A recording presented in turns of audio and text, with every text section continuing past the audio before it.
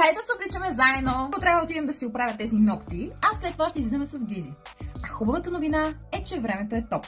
Първо започваме с тази риска. Най-любимата ми находка от Шейн, именно термочопогашна. Продължавам и с тази поличка, но нещо ми липсва. Освен това сако ще спаси положението. На мен ми харесва как стана до сега. Да махнем и чорапите. Кадриците никога не ме предават. Сложих си лента, обици и ето това герданче. И за сега това е визията ми, като обувките, за да са ми удобни, ще си сложа ето тези обувки. Но сега идва дилемата, дали да си сложа яке, защото все пак не е чак толкова топло навън, ама не е и прекалено студено за яке.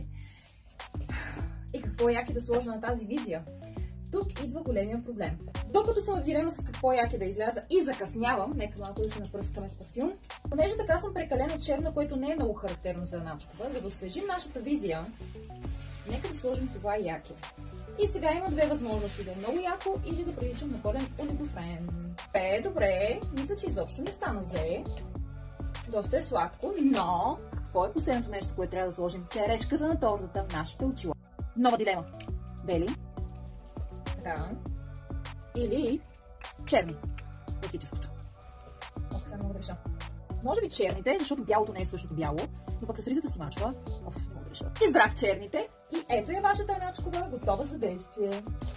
Добавих си също така и тази черна чантичка. Мисля, че стана готин аутфит. Аз трябва да тръгна, защото закъснявам, така че ако искате още такива видеа, ме последвайте!